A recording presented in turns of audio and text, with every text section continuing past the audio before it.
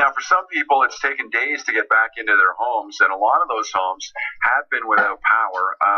What about the chance for mold in those situations?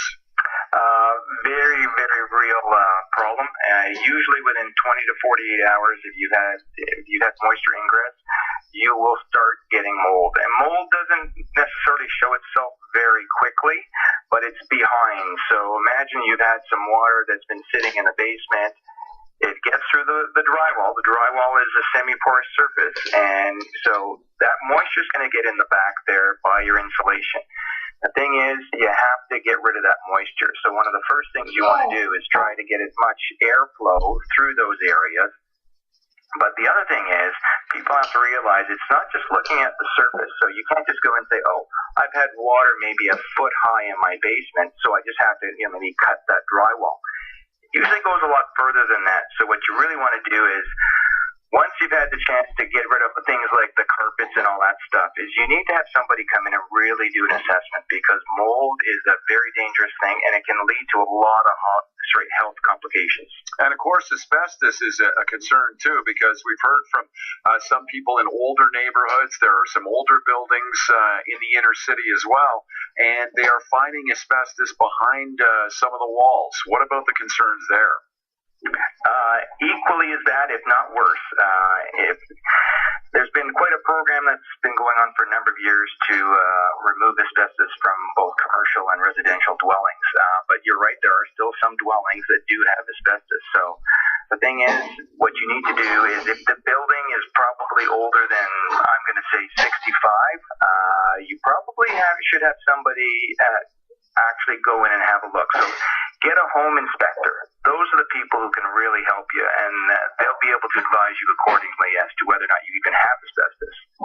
I know people are eager to get into those basements, pump the water out, rip out the drywall, do whatever they can, but you're talking about mold here. You're also talking about potential biohazards.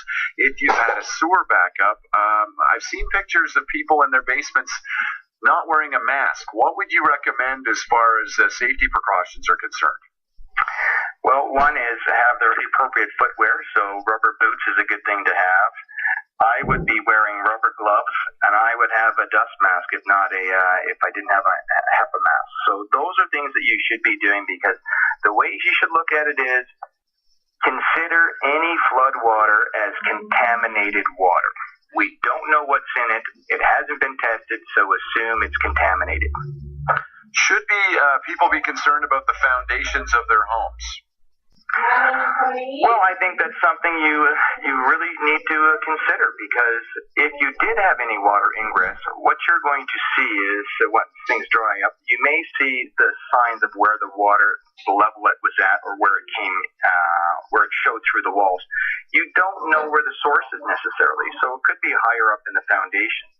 So one of the things you want to do is get a professional to come in and do that assessment, because if that ingress point is not dealt with, the next heavy rainfall you might have some more moisture coming back in again. When people have lost power for a few days, it means their deep freezers, their fridges have also been turned off. What would you say to people who are tempted to salvage some of that food?